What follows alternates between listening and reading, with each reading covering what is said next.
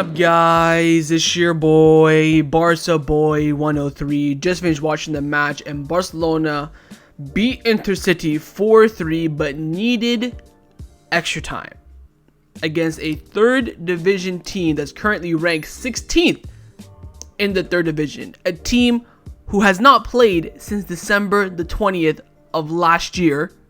A team that played our B team and drew 0-0. Unbelievable. The line for this match is on the screen. Of course, it was a Naki Peña in goal, a back four of Bellerin, Araujo, Kounde, Jordi Alba, midfield three of Busquets, Kessie, and Torre, and a front three of Ousmane Dembele, Memphis Depay, and Ferran Torres.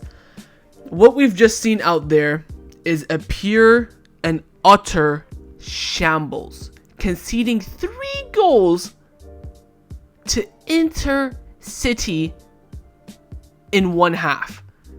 This team, there is no chemistry, there's no fluidity, there's no togetherness, there's absolutely nothing. They all look clueless when they're on the pitch together, and that has to change. I am gobsmacked. I am speechless to the shit that I just watched on that pitch. Yeah, going forward, we had some moments, blah, blah, blah. But overall, as a whole, we were crap. Now, apparently, Xavi's going to give the players a day off tomorrow if they won this game. If he gives them the day off, I swear to God, he better make him come in at 9 a.m. in the goddamn morning and train. Because the shit that we watched tonight is disastrous. I think the only bright light is Pablo Torre, who played fantastically well. And then you had Raphinha, who came off the bench and played well, got a goal and assist, did miss that huge chance at the end of the second half. But I tweeted before the game, like 3 hours before the game, if this team goes into extra time, whether we go extra time and win, extra time then penalties and win, or we lose, if this team goes to extra time tonight, we're going trophyless this season. I could be right, because yeah, on paper it looks beautiful, but on the pitch it just ain't working. Whether it's Xavi's fault, the players' fault, I think personally what I think is that the squad is so good.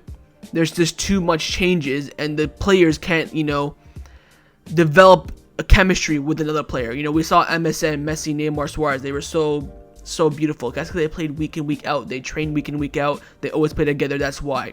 1 minute Ferran Torres plays with Raphinha. Next minute he's playing with Dembele. Third minute he's playing with Ansu Fati. Then it's with Memphis. Then it's Lewandowski. So I'm thinking maybe it's just too much changing. But then again, that's still not an excuse. These are professionals at the top level or in top money. They should be adapting.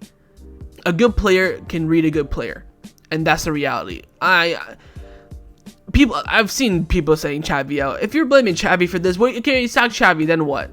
Bring in Luis Enrique. It's gonna be the same shit, same cycle. What my worry is that Xavi wants some of these shit players to stay. He wants Alonso to renew. He wants Busquets to renew. He wants Roberto to renew. That's my problem. Alonso, first of all, the one thing that pissed me off about Xavi tonight, I think he picked a good team, good changes. The one thing that Xavi did tonight that pissed me off was he brought in Alonso. I forgot who he took off. Was it for Bellerin? I'm like, is he putting Alonso at right back? No, he puts him at center back and moves Kounde to right back. Why wasn't Alejandro Balde brought in? Alejandro Balde has to play this weekend against Atletico Madrid because Jordi Alba is suspended, so he's playing 100%. He didn't play in the World Cup. He played 10 minutes against Espanyol. He needs some minutes. I was surprised he didn't start. I was surprised he didn't come on the hour mark with that triple change that Xavi usually does. But you pick Alonso, a player who is not going to play, or shouldn't play. God, please, he doesn't play against Atletico Madrid.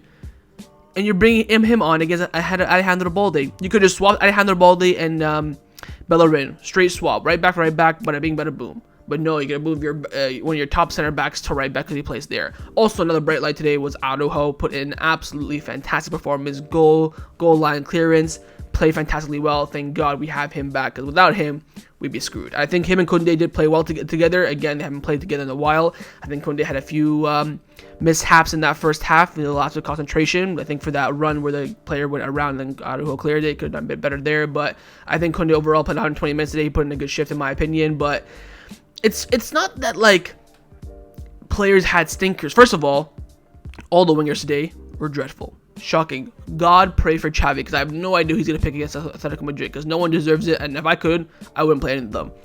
Apart from the wingers, I think everyone at the back played okay. I think Eric Garcia, I think the subs were the real problem. Alonso came in, stinker in the first 10 minutes. Eric Garcia came in, stinker in his first 10 minutes. I think Pablo Torre was great. Busquets was just average. I think Kessie defensively played well. I think going forward, he lacked a bit of finishing, a bit of concentration in the final third. But I think Kessie, in defensive transition, he played well. Jordi Alba, I think another average performance from him. Didn't play great, didn't play poorly. But it's just the team when they played together. I think individually, I don't think it was that bad. I think collectively, passes not being put through. There was one chance I remember in the second half, Dembele running through. It was Memphis running through. He had Dembele to square it. He didn't square it. He went for a shot and he slipped or whatever. It's just the team chemistry today that lacked so much. You can tell it looks like all these 11 players never played with each other before. Yeah, they're all top quality. Yeah, they're all great players, but they still haven't played together before, so there's no chemistry. That's what it looked like to me today, and that's the real problem. I mean, I really don't know what else to say. The game was absolutely dreadful. How we conceded 3 goals. I think Inaki Peña in goal had a great save in the second half near the end, but in the end they scored after that. I mean, he wasn't that great. I think for the first goal, it's, a good shot. Second goal, I think he could have got a hand to it if he was more aware. Third goes between his legs. Just close your legs and it's a save. There's no extra time whatsoever. But it's a big blow for Barcelona. Of course, we've gone through, which is, of course, the most important thing. But it's a big blow because now everyone's got eyes on Xavi. Everyone's got eyes on these players. Like, yo, you guys have one of the best squads in Europe, and you're struggling against Intercity, 3rd division team that are ranked 16th in that 3rd division. You're struggling against them when your former La Masia rejects scores a hat-trick against you. It doesn't look too good. Since the World Cup, we played 2 games. And they've both been the same performance. And I was saying in the live watch along as well, I'm getting Espanyol vibes. We were 1-0 up in the hour mark. I'm getting Espanyol vibes. They scored. We came back. They scored. The team really struggles at not only creating chances, but finishing them. The wingers tonight were a joke. All of them. Ferran Torres, Ousmane Dembele, Raphinha, I think he came on it okay. Memphis Depay. All of them were dreadful. Absolutely dreadful. Even Ansu Fati, his goal was a deflection. I don't know what's up with these wingers. They're all playing poorly. They can't create chances. They can't finish. Dembele cannot score outside the box. Ferran Torres cannot finish a chance to save his life. Memphis Depay was a ball hog the whole entire game. Raphinha came on, missed a chance, but still scored and assisted. Ansu came in, didn't really have a great impact. Got a great pass from Raphinha and got a lucky deflection. Praise for Xavi, because I have no idea who he's going to pick for Atletico. Whether he goes with a 4-4-2 and gets an extra man in midfield, I'd consider that, because the wingers have been crap. But who are the 2 forwards that you start? I have no idea. But again, today for me, and since in the Espanyol game as well, it's clear this team struggles at creating chances, but finishing them as well, which is a big problem with us having Lewandowski, Memphis, Raphinha, Dembele, Ferran, and Ansu. 6 top-class, damn near world-class forwards who struggle to create chances and score them.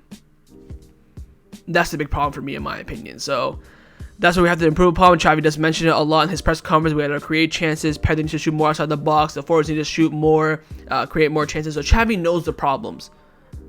But it's now up to the players on the pitch to hopefully learn from his training and display it. If you're Xavi out, you're Xavi out. Whatever. You're all a bunch of flip-flops. For me, it's not Xavi out. For me, it's wake up. Because if you don't wake up, it's going to get worse. So hopefully we turn this around. I think Atletico Madrid game is going to be crucial.